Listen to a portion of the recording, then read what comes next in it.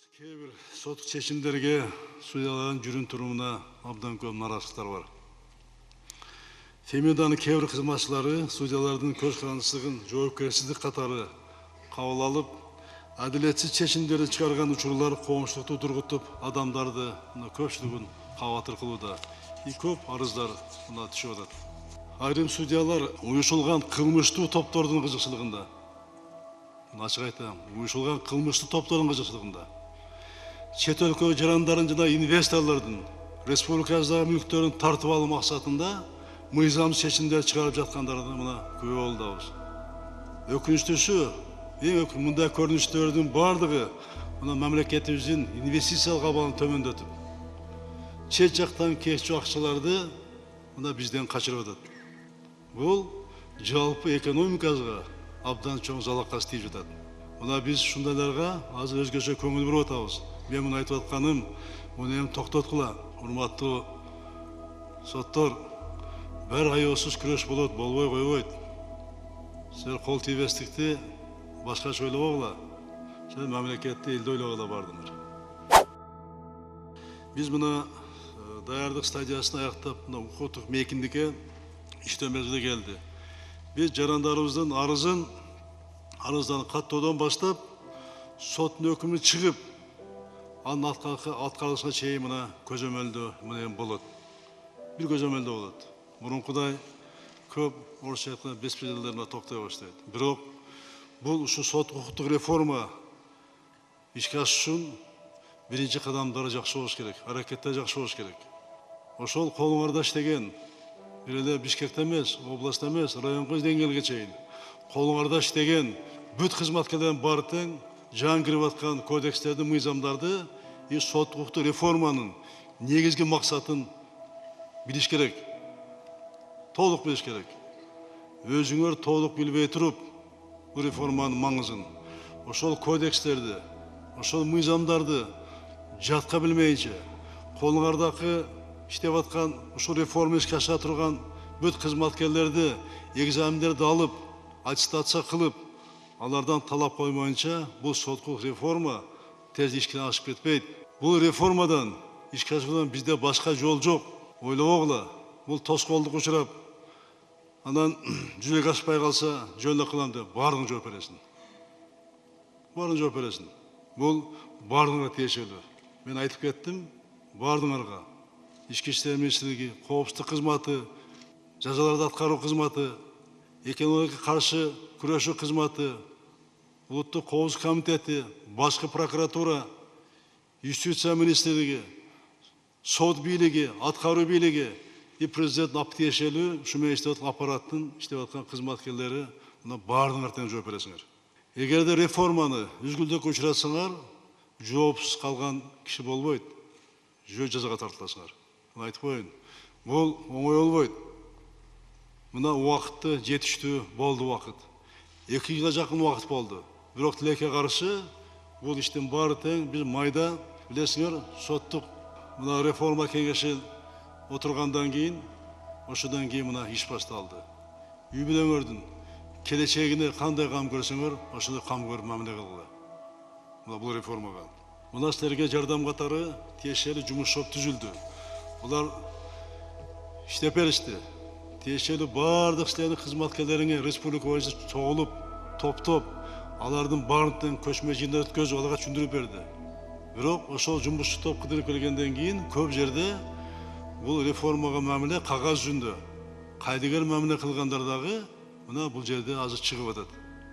Мен ушул жылдын сентябрь айында Ошко иш сапары менен барып, ал жерде Ош областынын Ош шаарынын сот бийлигинин ошол жетекчилерин, укук коргоо органдарынын жетекчилерин топтоп ушул боюнча мен ой пикир алмаштым.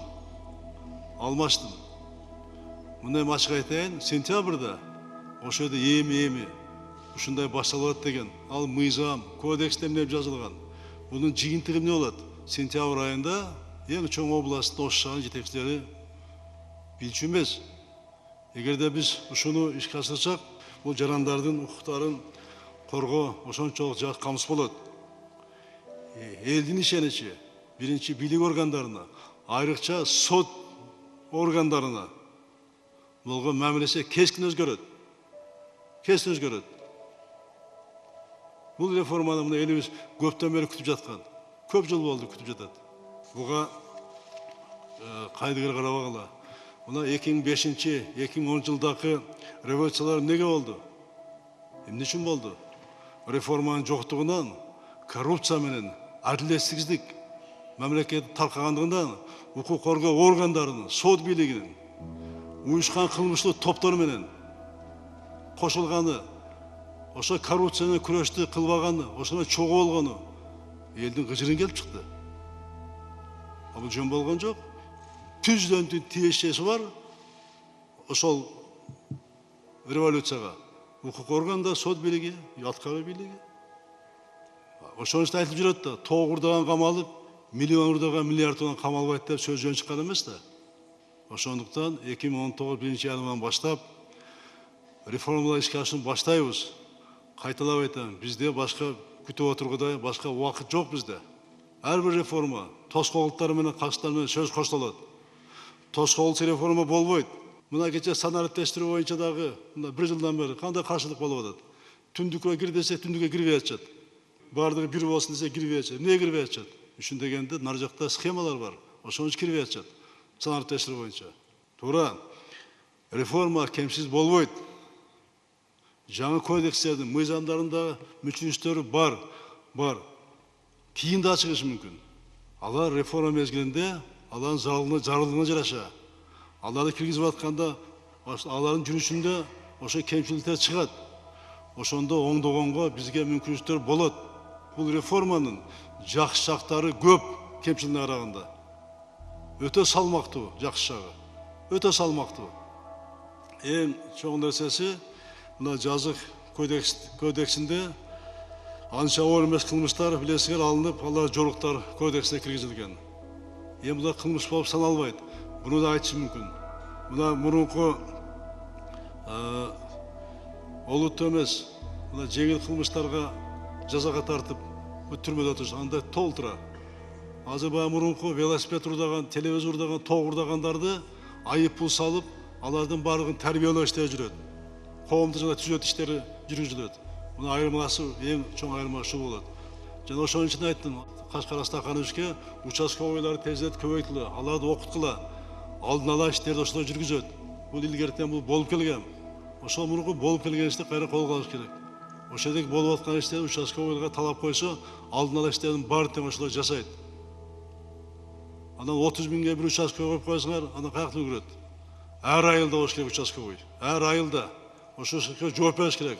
Тоок урдаганда, мал урдаганда, велосипед, телевизор урдаганда жооп бериш керек участковый дагы.